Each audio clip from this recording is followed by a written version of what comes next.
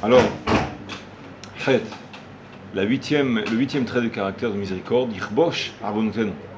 Il va retenir nos fautes. Retenir nos fautes. Qu'est-ce que ça signifie? Arei HaKadosh Baruch Hu mitnaheg עם Israël bamidazo. Hachem, il se comporte selon ce trait de caractère. Vehi sod kvishat avon. Et c'est le secret de retenir la faute. Qu'est-ce que ça veut dire? Il y a quelque chose de spécifique là-dessus. Ki hine ha-mitzvah hi keporachat alta nitzah. La mitzvah elle-même, elle a une propriété que c'est comme si elle fleurissait, elle s'élève en haut, elle s'élève. Elle bourgeonne. Elle bourgeonne, voilà, c'est ça. Elle s'élève toujours vers le haut. Ou bokarad ve'olad en tachlit. Elle comme elle déchirait le ciel. Sans aucune limite. Les ikanes, les fanav yitbarach, jusqu'à ce qu'elle atteigne, jusqu'à se présente devant Hashem yitbarach. Omnam, avonot enem knisa Hashem. Mais les fautes, elles n'ont pas le droit de rentrer chez Akadosh Baruch Hu. Chas v'shalom, Dieu préserve. Et là, kovesham shelo ikansu. Dieu, il fait en sorte qu'elle ne s'approche pas de lui. Il y a un passage qui dit Lo yigur hara. Ça, je te le dis. Lo yigur hara. Chez toi, Akadosh Baruch Hu, la faute, elle résidera pas. Et c'est aussi dans ce sens-là, la faute, elle n'arrivera pas à aller jusqu'à chez toi. Dirtiv, Lo yigur hara. Teilim, hehe. Lo yigur migur hara. La faute, elle n'arrivera pas à arriver jusqu'à chez toi. Dans la Gemara Shabbat, Kouvemtel Amudbet. Imken. La faute, elle n'arrive pas à pénétrer à l'intérieur chez Hachem. Pour cette raison, et c'est pour ça que la récompense d'une mitzvah dans ce monde-ci, où il y a la faute, on n'arrivera pas à recevoir. Ce monde-ci, il est incapable, il n'a pas la compétence de pouvoir contenir la récompense, même d'une seule mitzvah, en fait. C'est écrit dans Gemara Kedushim, même tête en deux. Mipene, pour quelle raison? Shem le fanav yitbarach. Pourquoi? Parce que les mitzvot, elles atteignent jusqu'à Hachem. Elles arrivent à monter jusqu'à Hachem yitbarach. Alors comment tu veux que la récompense, elle puisse appartenir à ce monde-ci? C'est incohérent. Ve'echiten lo mima shel fanav sachar ruhani ba'olam gashmi. Et comment Hachem yitbarach, il va donner une récompense spirituelle qui est très élevée, au sens élevé de la chose spirituelle. Ouais. Dans un monde qui est si matériel, si entre guillemets grossier, c'est grossier pas dans le sens péjoratif, dans le sens la matière grossière. Tu n'es pas content d'être dans ce monde? Si, on est content, mais dans quel sens tu es content de ce monde? Je dis, profite de ce monde, c'est très bien. Notre monde, il est 1000 fois mieux, mais c'est vrai. Il est 1 000 000 fois mieux, ok. Mais je quitte ce monde-là, ce monde-ci. Tu comprends? Tu as combien d'enfants? 4 enfants, 2 enfants, 3 enfants? 4 enfants, 4 enfants. Je sais pas si tu as remarqué. Fois bail. Chaque fois qu'un enfant il naît, disons, au début tu n'avais pas d'enfant, oui, avec ta femme.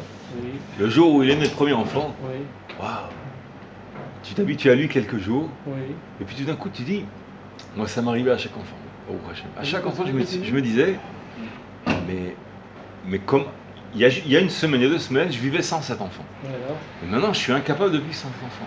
Si maintenant, Dieu préserve, je devais revenir en arrière sans mauvais augure, sans mauvaise nouvelle. Mais tout simplement, je revenais en arrière et il s'avère que cet enfant que j'ai eu, c'était un rêve, par exemple.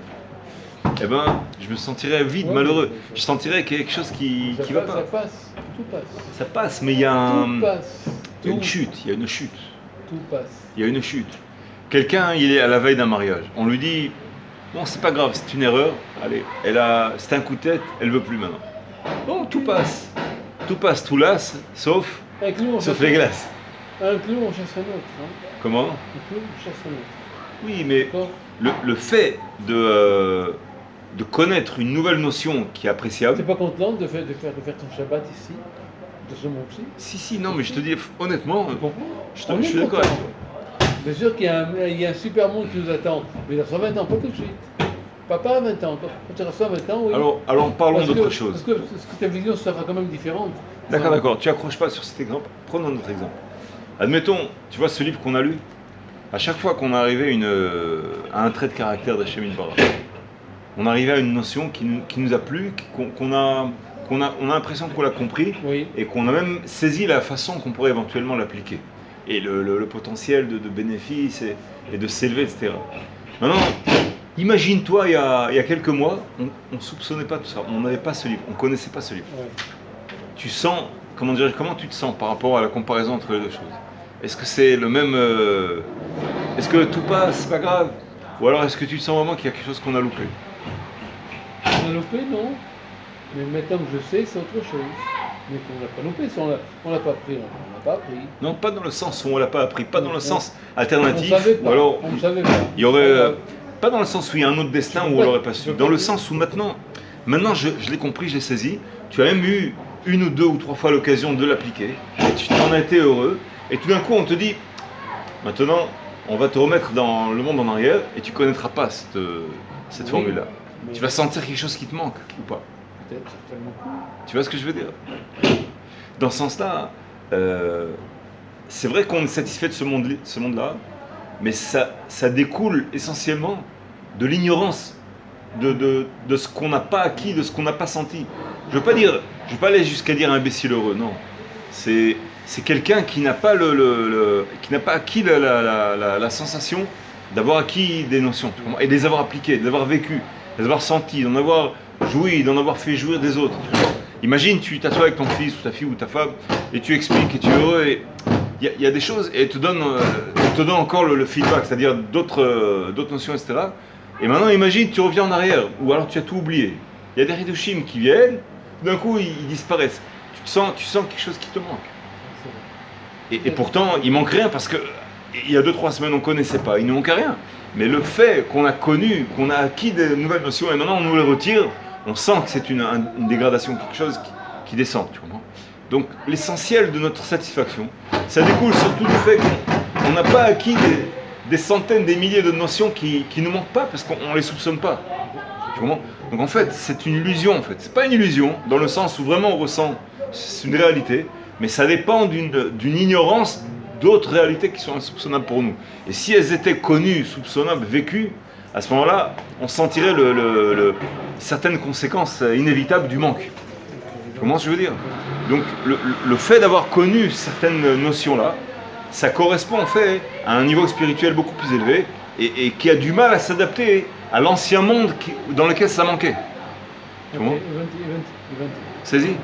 Donc je veux dire, bon, je traduis ça dans le sens très grossier, mais Hachem Yitbarach, il a des notions tellement infinies et il veut nous donner une récompense de ce qui est proche de lui. Comment tu vas le faire? Il faut trouver un adaptateur d'électricité. Il te transforme, il faut qu'il te transforme, je sais pas moi, 1 million de volts sur, je sais pas moi, 2 watts, un truc comme ça. Où tu vas trouver un transformateur par là, tu comprends? Alors imagine infini de volts, tu comprends? Et tu veux le planter ici. Bon d'accord, admettons qu'on y arrive.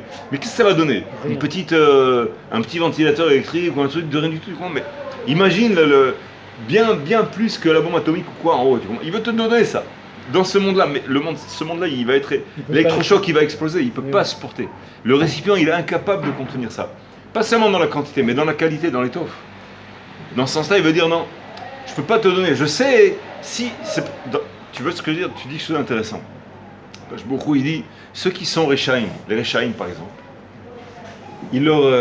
tu vois un rachat qui est très heureux, il est riche, il n'a pas de maladie, il a des enfants, tout le monde il est gentil, tout le monde il est content. Pourtant c'était un rachat, tu sais que c'était un rachat. Tu sais qu'il a fait pas mal de choses tordues à droite et à gauche à des gens, c'est un rachat. C'est limité son temps. Mais tu te dis comment ça se fait que lui, il est en bonne santé, il n'y a pas du préserve de maladie, etc. Et tu vois des tzadikim, ils ont des tonnes de problèmes. Attends. Qu'est-ce qu'ils disent, Rachamim? Ils disent Rocher, Shamour les Baralav, les Raato. La richesse, le bonheur qui est conservé à son propriétaire, les Raato, pour son mal. Pourquoi son mal? Dieu il nous du mal, non. Comme c'est un rachat, là-haut, il est payé sur place. Ils veulent le nettoyer de ses mitzvot. Il est content tout de suite. Alors maintenant, donne-moi la kushia. On vient de dire, la récompense d'une mitzvah, elle ne peut pas être donnée dans ce monde-là. Or, Hazal, ils disent, mais Hachem, il veut payer ses mitzvot dans ce monde-ci. Alors comment c'est possible? Décide-toi. Soit on peut donner la mitzvah dans ce monde-ci comme exemple péjoratif du rachat, que Hachem Yitbarach, il lui donne la récompense de ses mitzvot dans ce monde-ci, soit on ne peut pas, puisque je dis pour les tzadikim on ne peut pas. Alors il y a pour les tzadikim un sachar qui est différent, forcément on est obligé d'arriver à cette conclusion, que pour le rachat. Pour le rachat, il peut lui donner s'il veut, tu vois. Si Hachem il veut lui donner sa récompense ici, il peut. Comment on va résoudre cette kushia? Je comprends le problème. Tu saisis le problème? Ouais. Bon, moi j'ai pensé à une réponse qui est simple, c'est, étant donné que le rachat, lui, sa notion, elle est terrestre, elle est matérielle, elle est vulgaire, entre guillemets. Elle est basse. Donc, dans sa notion à lui, puisqu'il est rachat, même la mitzvah qu'il fait, il a fait pas forcément le Shem Shamaim, mais entre guillemets, je veux dire pas forcément, il a fait pas le Shem Shamaim. Il fait les mitzvot, bon, parfois il fait pas exprès, parfois il est obligé de faire une mitzvah ou quoi. Alors on lui a fait la bar mitzvah, on lui a fait Brit Mila, on lui a fait, ou alors il avait des niveaux, il a passé la route, tu comprends? Bon, il a honte, il a fait ça, bon, il a ramené quelqu'un à la maison, c'est un tzaddik, un grand tzaddik, il l'a ramené à la maison. Bon, il a fait des mitzvot, mais qu'est-ce qu'il a fait? Pourquoi il a fait? Il y a un midrash qui raconte, un rachat, il a fait une seouda à mitzvah, il a donné une seouda à des pauvres. Et il a reçu son salaire, c'est ramené dans le livre Midrash David, le livre du petit-fils du Rambam. Et ce Midrash David, il ramène qu'il y avait un homme qui a été enterré dans une tombe de tzadiki. Et il s'avère que cet homme-là qui a été enterré dans une tombe de tzadiki, Hachem Yitbarach, il a dévoilé cela à l'un des tzadikim. Et pourquoi il a bénéficié de cette récompense-là? Tout simplement parce qu'un jour, il a donné un grand repas à des pauvres. Mais ce repas qu'il a donné, pourquoi il a donné?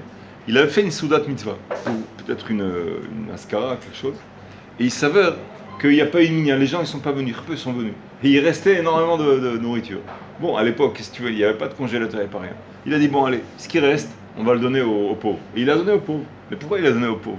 C'est bien qu'il a donné, mais parce que ça allait se gâter. De toute façon, c'était ou les pauvres ou la poubelle. Tu comprends? Alors qu'est-ce qui valait mieux? Allez, on va donner aux pauvres, mieux que c'est que la poubelle. Bon, tu vois que le grade, l'élévation de la mitzvah, il est limité parce que c'était ou les pauvres ou la poubelle. Bon, s'il n'y avait pas eu de poubelle, si on pouvait le congeler, il n'aurait pas donné. Tu comprends? Donc il a donné par manque de choix, entre guillemets. Bon, c'est déjà mieux que quelqu'un qui ne donne pas. Mais c'est pas un degré élevé. Donc par rapport à ce degré bas où lui, il a l'habitude de vivre comme un rachat. Et malasso, il a un proche qui est décédé et il a honte. Et quand même, il est lié sentimentalement. Il a fait quand même mitzvah, tu vois, pour pas déshonorer le souvenir de son proche. Et il n'y a personne qui est venu. Bon, alors, malasso, qu'est-ce que tu veux qu'on fasse? Il a donné aux pauvres, mais c'est pas un manque de choix. Donc le niveau de sa mitzvah, elle est basse. Donc Hachem Yitbarach, quand le niveau elle est basse, il peut donner dans ce monde-ci. Parce que l'intention, elle est vulgaire, elle est grossière, elle est pas fine, elle n'est pas élevée. Il n'a pas l'intention de Shem Shamaim. Donc tu vois, je te donne un exemple où Hachem Yitbarach, il peut transformer. Pourquoi? Parce que c'est pas lui qui transforme. C'est nous qui transformons. Si notre mitzvah, elle est élevée par notre transformateur à nous, la façon dont on considère notre mitzvah, à ce moment-là, c'est fini, il ne peut plus donner ce monde-ci. Le Rav Israël Lugassi raconte, il donne une notion très importante. Il dit par exemple, quelqu'un qui va tous les jours à la prière, tous les jours, il met les tefilines, tout, il bien la prière, il prie, bon, moyennement, correctement, sans plus. Un jour, il tombe malade. Il a une grippe, mais tu sais, la grippe, parfois, c'est relatif, quoi. On est plus ou moins, on a un peu froid, on se sent un peu faible, mais c'est pas qu'il est cloué au lit, mais il fait un effort, il peut faire l'effort, il se sent faible. Ou alors il peut rester à la maison, il a le droit de rester à la maison. Mais il est, comment dirais-je, il a quand même une possibilité de se lever, mais il va souffrir, ou alors il va un peu trembloter, il va arriver en retard, bon, tu comprends? Alors on lui dit reste à la maison. Mais lui il dit non, je vais à la synagogue. Il va à la synagogue, quand même il fait un effort. Et ce jour-là, bon, il arrive peut-être un peu en retard ou quoi, il fait la tefila, il fait un effort. Parce qu'il a des frissons, tête qui tourne. Après quand il rentre à la maison, le Rav Israël Lugassi, il dit, cette tefila-là, elle a beaucoup plus de valeur qu'une tefila normale. Parce qu'il a fait un tel effort, il a tellement sacrifié, il avait le droit de rester chez lui. Tu comprends? C'est pas manque de choix. Il ne faut pas se mettre en danger. Oui, tu as raison, mais là, il s'est pas mis en danger. Il était, disons, c'est en Israël, il fait chaud, tu vois, c'est pas en France ou à Paris ou... Cette ville-là a eu beaucoup plus de valeur qu'une autre? Oui. Parce qu'il était malade? Oui, et non seulement elle a plus de valeur que l'autre, mais je vais te dire autre chose, c'est pas moi qui l'a dit. Non, je te crois. C'est Rav Israël Lugassi, il dit que non seulement cette fille-là, spécifiquement, elle a plus de valeur que les autres, mais en plus, grâce à cette fille-là, il dit le Rav Israël, toutes les tfilotes de l'année, elles montent. Pourquoi? Parce que ce jour-là, il a réalisé, en fait, il a montré, il a manifesté que si d'habitude il allait à la tfila, c'est pas uniquement parce qu'il était en bonne santé. Mais même s'il avait été en mauvaise santé, il aurait quand même été à la tfila. Donc toutes les tfilotes de l'année, en fait, elles ont grimpé, les actions, elles ont monté. Pourquoi? Parce qu'il a montré que toutes les tfilotes qu'il aurait été, même s'il avait été malade, il aurait été quand même. Donc par rapport à cette fila unique, il a fait monter toutes les tfilotes de l'année. Donc imagine cet homme-là. par ce petit acte qu'il a fait, il ne s'est pas rendu compte que toute l'année, pendant 364 jours, toutes les tuiles de lait, elles ont monté. Et peut-être d'autres années aussi, tu comprends? Donc tu vois, parfois par la conduite de quelqu'un, le sacrifice, la messirut nefesh de quelqu'un, il arrive à augmenter et faire en sorte que c'est fini. On ne peut plus transformer ces mitzvot-là pour ce monde-ci. Elles ont toutes tellement grimpé que c'est fini, on ne peut plus. Ce n'est pas des mitzvot terre à terre, sans faire exprès, sans. C'est des mitzvot qui deviennent importants. D'accord? On essaie de faire la liste. Donc Hachem Yitbarach, il explique qu'il ne peut pas donner la récompense dans ce monde-ci. Et on a posé la kushia pour le Rechaim, c'est différent. D'accord?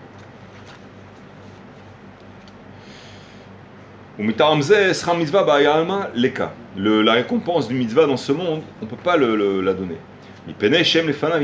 Pourquoi? Parce qu'ils arrivent à se présenter devant Hashem Yitbarach.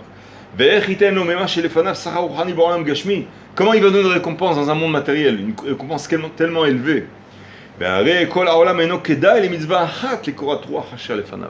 Tout ce monde-là, c'est-à-dire toute la jouissance qui serait imaginable dans ce monde-là, elle ne vaut pas une seule mitzvah. Une seule mitzvah que tu as fait. Tu as mis les tefilines une fois. Si Dieu il te dit prends ce monde, tu deviens, je sais pas moi, Trump, mais en juif, je sais pas. Imagine, tu deviens le numéro 1, number 1 de tout le monde entier. Comment? Ça n'arrivera pas à la récompense d'une seule mitzvah. C'est dur à encaisser. Je veux dire, on n'arrive pas vraiment à l'encaisser positivement, je veux dire à le réaliser. Ça a l'air d'un peu une légende, tu comprends? C'est difficile.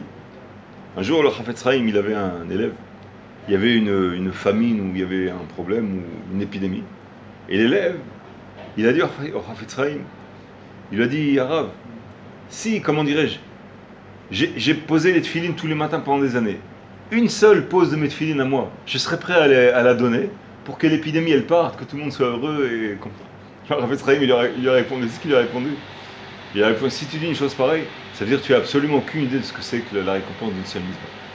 Si tu avais une idée seulement de ce que c'est, tu comprendrais que ce que tu dis c'est incohérent, c'est pas possible de dire ça. La récompense d'une mitzvah, tu vas la donner pour ça, mais ça va pas, non? Il lui dit c'est pas possible, c'est faux. Tu comprends pas ce que c'est une mitzvah. Umita Hamzeh, je continue. Pour cette raison, Ikar Shohad shel mitzvot, lo Ikar Shohad mitzvot. C'est-à-dire, Hashem Yitbarach, il va pas se laisser corrompre par le fait de voir une mitzvah. Il dit ça y est, j'ai vu que tu as fait une mitzvah, allez, toutes les fautes que tu as fait, je suis corrompu entre guillemets. C'est-à-dire, je ferme les yeux. Une façon de parler. À Machal Bezé, la parabole dans cela, En HaKadosh Baruch Hu Omer, Dieu ne dit pas ainsi.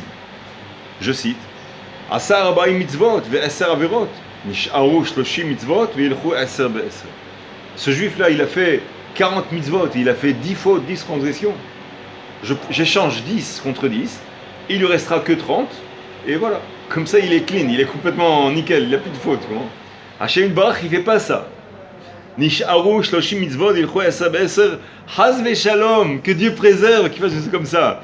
Et la filut sadiq gamour, même qu'il soit un juste parfait. Ve'asa avera achat, il a fait une seule transgression. Domé les fanav ke'ilu saraf et Torah. Il ressemble devant Hachem comme s'il avait brûlé la Torah. Tu comprends? Jusqu'à ce qu'il répare la faute, il nettoie tout ce qu'il a engendré, le mal qu'il a engendré par sa faute. Et attention, fais attention à ce qu'il a dit là dans les lignes antécédentes. Il a dit Haz ve'shalom, c'est-à-dire Dieu par pitié pour nous, il fait pas ça. C'est-à-dire un homme, il arrive, son âme elle monte en haut, il a fait une dizaine de fautes, et il a fait je sais pas 100, 300, 1000 fautes. Haz ve'chalila, qui prennent 10 de ces mitzvot et qui les échangent. Mais lui, il est devant le Guénon, peut-être il se dit, mais Alva, il se dirait peut-être, je sais pas, j'imagine. Il dit, j'aurais voulu que ça se passe comme ça. Et Dieu dit, non, j'ai pitié de toi. C'est pour ça que je le fais pas. Je laisse tes fautes telles quelles pour que tu les répares et que tu payes tes fautes. Mais pourquoi? Parce que je laisse dans le congélateur toutes tes mitzvot telles quelles. Pour ne pas toucher. Tu comprends? Et en conséquence là, Dieu il a conservé donc en toute l'entité de toutes les mitzvot sans les toucher. Zehesed Gadol, c'est une grande miséricorde. Tu comprends? She'ronseh HaKadosh Baruch Hu ha'im hatzadikim, que Dieu il fait avec les justes. She'eno menakeh, il fait pas il enlève pas. Mipene shamitzvot hashuvot meod umit'alot ad lefanai yitbarach. Pourquoi? Parce que les mitzvot, elles sont très très très importantes et elles arrivent à monter jusqu'à Hashem Yitbarach. Et comment il ferait une compensation avec les averot? Ils ne sont pas équivalentes les unes avec les autres. Qui sechar avera hu mehelek hagehenom. La récompense, c'est-à-dire la conséquence d'une faute, de la transgression, elle appartient au monde du Gehenom, de l'enfer. Donc on ne peut pas échanger un enfer pour un paradis. Mais un nivzé, c'est-à-dire ça appartient au Gehenom, à l'enfer, mais un nivzé de ce qui est méprisable. Ve'a mitzvot sraram manirbad. Et la récompense, la conséquence des mitzvot, ça appartient à la catégorie de nirbad, ce qui est respectable, ce qui est beau, ce qui est parfait. Ziva Shechina, la présence divine. Et Hazal, il explique, ça c'est le Ramak, Rabbi Moshe Cordovero, c'est un Koubal, il enseigne beaucoup la Kabbalah. Dans les chapitres suivants, tu vois, il y a beaucoup de notions de Kabbalah qu'on a du mal à comprendre. Ziva Shechina, c'est la présence divine, c'est la jouissance la plus élevée, il n'y a pas plus que ça. C'est-à-dire, c'est non seulement énorme, mais c'est le summum, c'est le top, il n'y a pas plus que ça. Même dans le spirituel. Le fait d'être, comment dirais-je, proche d'Hachem. Et aussi, il y a des degrés. C'est-à-dire, celui qui est proche d'Hachem, son âme, elle s'approche, elle a une jouissance terrible. Une jouissance. Mamash, En-Sophie. Mais plus il est proche, plus il sent la différence qui est énorme, tu comprends? Donc, le fait d'être très proche, c'est encore plus, encore plus. Mais la notion de la proximité d'Hachem, il n'y a pas plus que ça. C'est-à-dire, ça devient fou. Plus il se rapproche, plus l'âme se rapproche, en fonction de son niveau, plus elle va sentir comment dirais-je, l'avantage. C'est pour ça que Razal il dit que quelqu'un qui monte dans le ciel, il est brûlé de voir la proximité, le plus de proximité de son ami par rapport à lui-même. Il voit que lui, il est proche d'Hachem, admettons. Mais il voit que son ami, il est un peu plus proche, il est brûlé, il ne peut pas le supporter. C'est une jalousie, comment dirais-je, qui est difficile à admettre, parce que dans l'au-delà, il n'y a pas de mauvais penchant, il n'y a pas d'Yetzara. Comment il peut être jaloux? Or on dit, pas jalousie, si tu veux, pas envie de l'autre, il en brûle, il peut pas le supporter. Donc la jalousie qu'on a ici, elle est encore moins forte que la jalousie qui est en haut, et elle découle pas du Yetzara, du mauvais penchant. C'est une autre jalousie.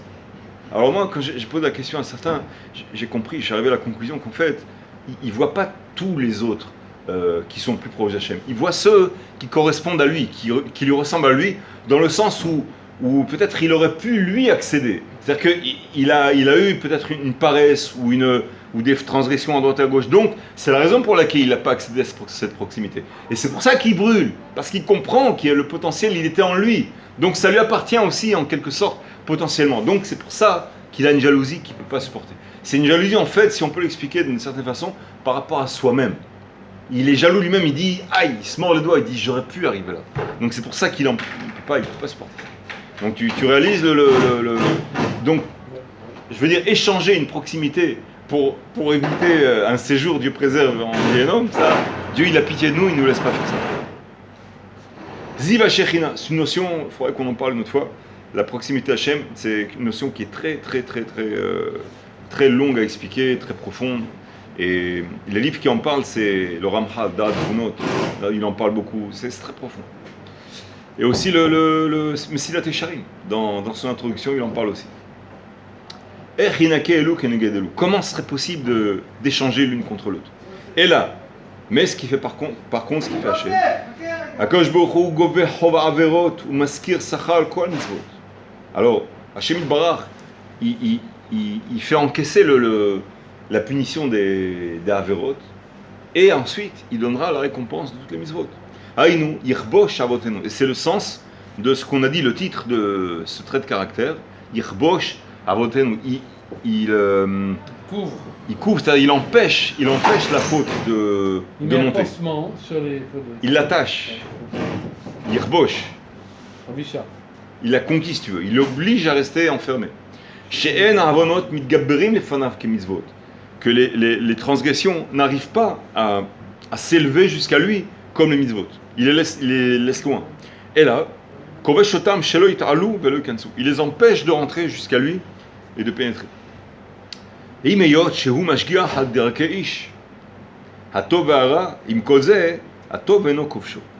C'est-à-dire, étant donné que, même compte tenu que Hachem Barach, il nous surveille d'une surveillance très très personnelle, en fonction du bien et du mal.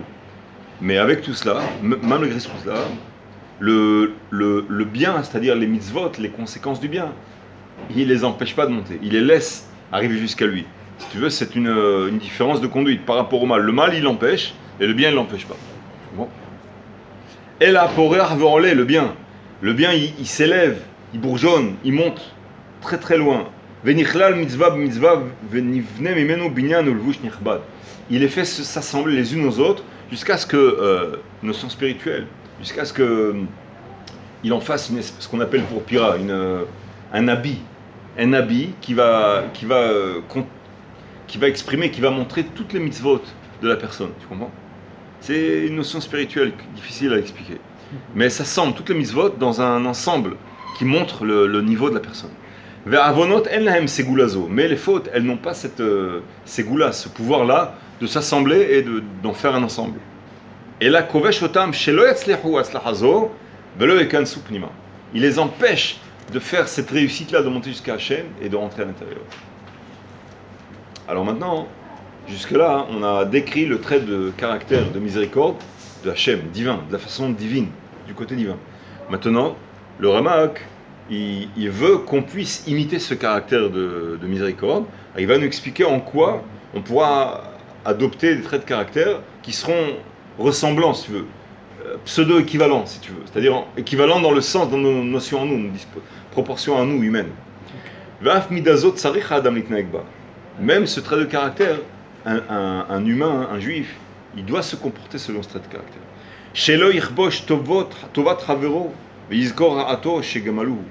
C'est-à-dire, quelqu'un qui lui a fait un mal, une fois, et aussi qui lui a fait d'autres biens. Parfois, on a le sentiment de se dire, bon, il m'a fait du mal, ça y est, on gomme un petit peu tout le bien qu'il a fait. C'est-à-dire, pas qu'on le gomme, mais on l'éloigne, parce qu'on se dit quand même, c'est une personne qui m'a fait du mal, je me fie, ou alors je m'éloigne, tu comprends? Je ne veux pas être brûlé une deuxième fois. Alors il dit, il faut faire attention de ne pas faire ça. Il faut faire, pour ressembler à Hachem, il faut empêcher le mal de conquérir l'image de marque de cette personne en soi. Cette personne m'a fait du mal, il ne faut pas qu'elle devienne une tâche, complètement une tâche en moi, dans mon imaginatif, si tu veux. Alors mon simulateur, j'ai un simulateur intérieur. Je m'imagine cette personne, comment je la simule en moi? Il y a une grosse tâche qui fait tâche et qui, comment dirais-je, qui esquinte un peu tout le bien qu'elle a fait, même si elle a fait beaucoup de bien par ailleurs. Alors attention de ne pas faire ça. Et là, Adraba, il va empêcher que le mal vienne et pénètre jusqu'à lui, jusqu'à son image de marque de cette personne, de manière à le repousser le mal et de ne laisser que le bien. Le laisser que le bien, et il va mépriser le mal, il va l'amoindrir, il va le rendre comme s'il avait presque pas de valeur. Tu comprends? Et en cela, il va ressembler à Hachem, comme il fait avec nous-mêmes. Que Hachem, il empêche le mal d'approcher, il le laisse pour le compte rendu après. Mais le sadique, il reste, comment dire, tout le bien, il reste intact. Il ne va pas échanger le mal pour le bien, pour compenser l'un avec l'autre et amoindrir le bien. Non, il ne va pas faire ça.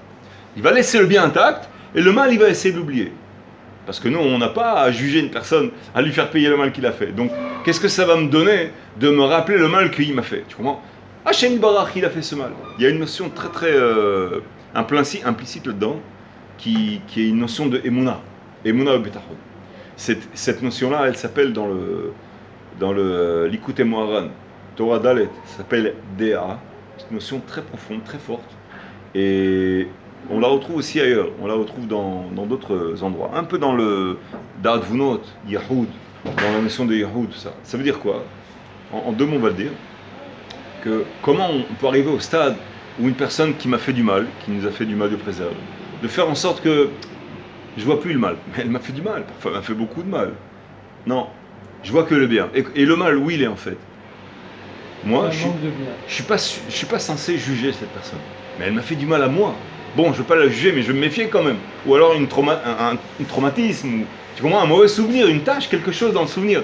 Comment arriver à ce qu'il dit le Rav? Ça a l'air un petit peu, je ne vais pas dire imaginaire, disons. Comment arriver à un stade pareil? C'est quelque chose de trop élevé, tu comprends, humainement. Comment on peut arriver là? Alors, l'écouter au Maran, il explique là-bas qu'en fait, ça aussi c'est dans le Chavot et le Vavot, il explique. Quand quelqu'un il fait du bien ou du mal à une personne, qui sait qui fait du bien ou du mal à cette personne? c'est cette personne même, ou alors c'est Hachem Barach. Tu comprends? Le Chovat HaLevavot, il explique que tout le bien et tout le mal qu'on a reçu, en réalité, on les a reçus d'Hachem. Bon, maintenant, les gens qui nous ont donné du bien, ou alors qui nous ont fait du mal, ils ont utilisé leur libre arbitre pour arriver au stade où ils te font du bien ou ils te font du mal. Tu comprends? Donc, ça explique le fait que la Torah, elle te dit, tu ne tiendras pas rancune, tu ne te vengeras pas.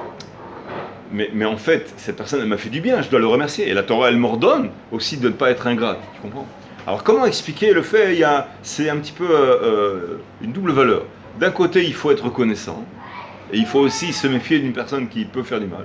Mais d'un autre côté, si quelqu'un m'a fait du mal, il faut essayer d'effacer cette tâche. Et si elle m'a fait du bien, il faut être reconnaissant, mais il faut surtout être reconnaissant envers Hachem Barach. Comment rassembler un peu ces deux paradoxes? Tu saisis le paradoxe? Deux opposés.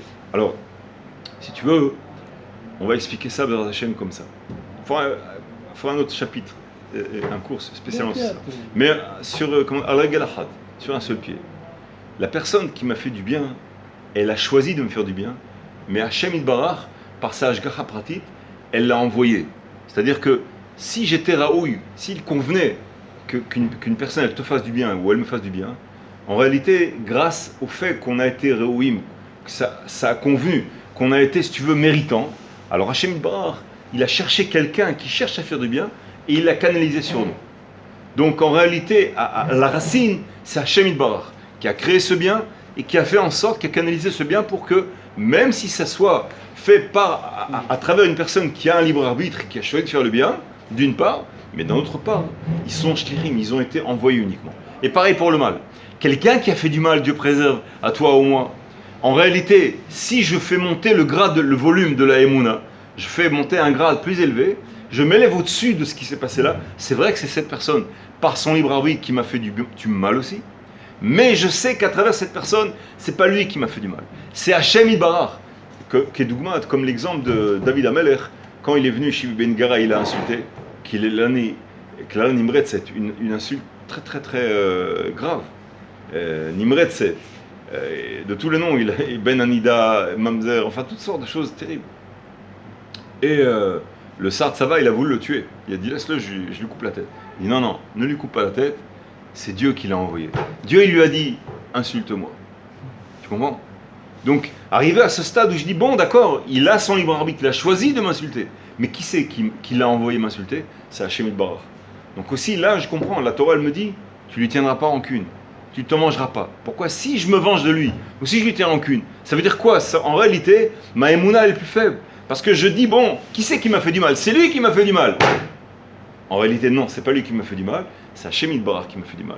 Au point où j'ai une émouna telle que j'arrive à effacer le mal qu'il lui a fait dans mon imagination, c'est-à-dire, je ne me représente plus cette personne-là. Si j'avais pas mérité ce mal, il n'aurait pas pu faire ce mal envers moi. Donc c'est Hachem qui m'a fait ce mal, mais c'est pas lui qui m'a fait ce mal, ce sont mes fautes à moi qui ont fait en sorte que Hachem, il a eu pitié de moi, il m'a fait ça un mal en diminué, en moins grave possible. Et il a envoyé ce chaliard-là, qui est lui, cette personne, par sa prière qui m'a fait du mal. Mais en réalité, qu'il ait une prière, qu'il n'ait pas de prière, que ce soit un animal, une personne ou quoi, ça n'a aucune importance. C'est Hachem Barach qui l'a envoyé. Donc, de ce fait-là, le Rama qui dit, je t'explique, je te donne un outil pour pouvoir arriver à ce stade-là. Que ce ne soit pas, comment dirais-je, quelque chose d'imaginaire, tu comprends, en temps la joue gauche ou quoi. Non, chas v'shalom. C'est un niveau de Emouna qui est élevé et qui correspond à une réalité d'Emouna. C'est vraiment Hachem Barach, par mes fautes à moi, qui a envoyé cette personne qui m'a fait ce mal. Et lui, il est complètement à l'extérieur de la photo. C'est pas du tout lui, c'est un acteur, c'est rien, c'est une marionnette. Que ce soit un loup ou cette personne, ça n'a aucune importance. C'est Hachem Barach par mes fautes à moi. Tu comprends? Donc il n'y a plus de raison de lui en vouloir. La Torah elle dit, tu lui traînes pas en cune. Maintenant on comprend l'une des comment dirais-je, des ta'amim. Parce que bon, il y a beaucoup de ta'amim, mais l'un des ta'amim, pourquoi on ne doit pas tenir en compte? Parce que si tu tiens en compte une personne, donc tu manifestes que tu en veux à cette personne, ça veut dire que c'est pas Hachem, c'est lui, dans le sentimental, dans le, comment dirais-je, le mouchashi. Parce qu'une personne, elle ressent, elle touche le palpable de son sens spirituel, non, il est encore terre à terre. Pour lui, ce sont les gens qui lui font du bien, ce sont les gens qui lui font du mal, et non pas Hachem Barach.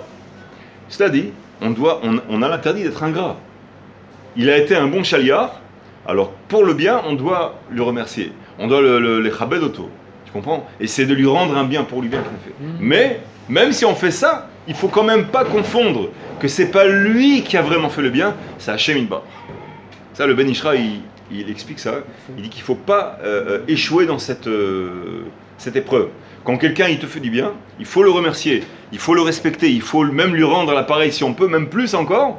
Mais en même temps, il ne faut pas aller s'imaginer que c'est lui la racine du bien qui a été fait. J'ai une mitzvah de ne pas être ingrat, de remercier, mais c'est pas lui, c'est Hachem Yitbarach qui l'a envoyé. D'accord? Donc maintenant, Yirbo Shara, on va ressembler à Kosh Baruch Hu Bezrat Hashem. On va essayer.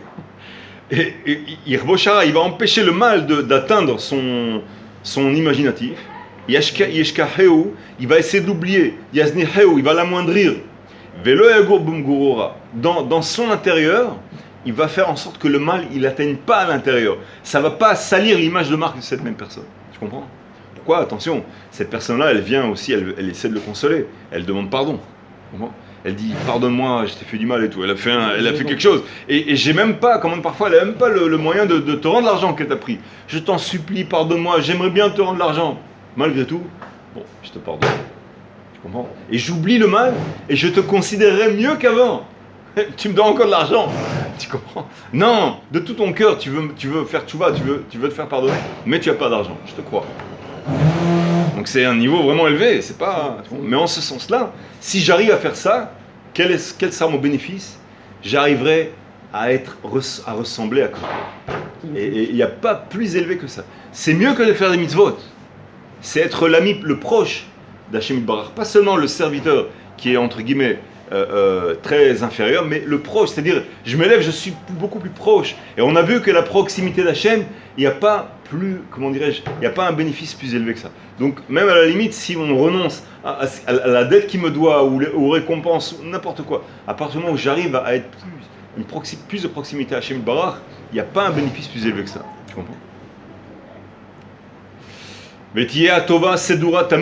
Donc il faut avec une loupe essayer d'agrandir le bien qu'il m'a fait par rapport au mal, tu comprends? Faire la loupe on l'inverse, quand c'est le mal on l'amoindrit et quand c'est le bien on l'agrandit. Mais Yizkor lo atova ve'agbira, il va faire grandir le bien qu'il a fait. Al kol ha'ma'asim sha'asalo, surtout les actes qu'il a perférés envers moi, les bons actes. Velo enake belibo ve'yomar, et qu'il ne fasse pas la chose suivante. Ima sali tova, are asali ra'a. S'il m'a fait du bien, il m'a fait aussi du mal. Ishkach tova. Et à ce moment-là, il va avoir tendance à oublier le bien. Non, qu'il ne fasse pas comme ça. Lo ya'aseken, qu'il ne fasse pas ainsi. Et là, bera'a yitratse kol derech ritzui shuchal. C'est-à-dire, par rapport au mal qu'il nous a fait, il va essayer de se consoler lui-même par toutes sortes de raisons, de raisonnements, de émouna, tu comprends? Magiali, je le mérite, toutes sortes de choses, il va faire digérer à soi-même le mal qu'il a reçu. Ve'atova aliazniha le'olam mi ben anav. Et par contre, le bien qu'il a reçu de cette personne, qui ne l'amoindrit jamais de toute sa vie. Toute sa vie, il sera redevable de cette personne. Ve'ya'ali me'ano min hara'a kol ma shuchal. Et il va essayer de fermer les yeux sur le mal qu'il a reçu de cette personne jusqu'au maximum qu'il le puisse. Kederer shakadosh baruch hu kovesh avonot kedefer hashti. De la même façon qu'Akadosh Baruch Hu, tel qu'on l'a expliqué avant, lui-même il fait avec nous. D'accord? C'est puissant ça. Bezrat Hashem Barach, Yeratzon. Qu'on ait la force de ressembler à Hashem Barach. Amen, exact.